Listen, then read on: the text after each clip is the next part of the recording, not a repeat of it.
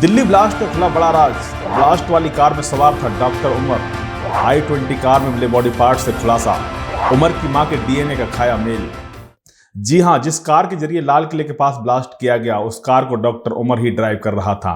यह खुलासा हुआ है i20 कार में मिले बॉडी पार्ट से। कार में जो बॉडी पार्ट मिले उनका डीएनए उमर की मां के डीएनए से मिलान किया गया। दोनों ही डीएनए आपस में मैच करते हैं। यह खुलासा किया है एम्स के फॉरेंसिक विभाग ने। हालांकि अंतिम रिपोर्ट में और भी बारीकी से पता चलने वाला है। वैसे शुरुआती जांच और सीसीटीवी फुटेज से पता चला था कि घटना के 3 घंटे पहले तक डॉक्टर उमर उसी i20 कार में मौजूद था जिस कार में बाद में ब्लास्ट हुआ। लेकिन इस बात पर सस्पेंस था कि क्या ब्लास्ट के वक्त भी उमर कार में था। उमर ब्लास्ट में मारा गया या अब भी जिंदा है, और अब यह कंफर्म हो गया है उमर की मां और भाई के डीएनए सैंपल के मिलान के बाद। दिल्ली ब्लास्ट के बाद जांच में एक के बाद एक खुलासे हो रहे हैं। आतंकी मॉड्यूल के कई राज खुल रहे हैं। आतंकी संगठन जैश ए मोहम्मद के फरीदाबाद सहारनपुर मॉड्यूल की जांच में एक बड़ा खुलासा हुआ है।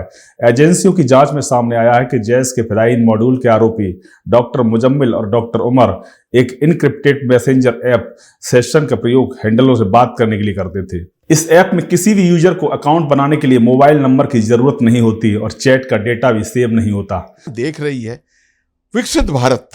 हमारे माननीय प्रधानमंत्री कहते हैं विकसित भारत 2047 की तरफ देख रहे हैं हम। पूरा देश देख रहा है कि पैसे $5 ट्रिलियन इकोनॉमी बनेंगे हम, $10 ट्रिलियन। हमारे एस्पिरेशन है कि 15 से $20 ट्रिलियन इकोनॉमी हम बनेंगे। दुनिया जब देख रही है भारत की तरफ, may be people are not very comfortable about this and a lot of adversaries will want India's progress to get stymied. इसको डाइल्यूट किया जाए। कैसे करें? एक ऐसा वातावरण, एक ऐसा एनवायरनमेंट बनाएं जिसमें इनसिक्योरिटी हो, और वो इनसिक्योरिटी की वजह से इन्वेस्टमेंट्स ना आए, ग्लोबल इन्वेस्टमेंट्स ना आए, ग्लोबल इंडस्ट्री ना आए, टेक्नोलॉजीज ना आए सामने। ये उनका मुद्दा होता है और ये एक तरीका होता है। तो मैं समझता हूं कि अगर जो हम स्पेकुलेट कर रहे हैं इस वक्त वो है अगर इस इंसिडेंट में, तो this may be the beginning of an attempt to try and do this kind of a thing. जरूरी नहीं कि वो सक्सीड करेंगे। आप देख सकते हैं कि प्रीसीडिंग दिस इंसिडेंट एक पूरा नेटवर्क जो है वो बस्ट हो चुका था फरीदाबाद के अंदर, और अनंतनाग से लेकर फरीदाबाद तक इसका पूरा नेटवर्क जो जाल पुलवामा से बिल्कुल एब्सोल्युटली लिंक टू पुलवामा। ठीक है, तो पूरा पहलगाम से मैं समझता हूं कि Pahalgam and all these are networked completely together. तो ये सब फैले हुए थे। सूत्रों के मुताबिक डॉक्टर मुजम्मिल ने कबूला है कि जैश ए मोहम्मद से जुड़ने के शुरुआती दिनों में उसकी बात जिस हैंडलर से होती थी उसका नाम अबू उक्सा था। अबू उक्सा तुर्की का वर्चुअल नंबर यूज करता था।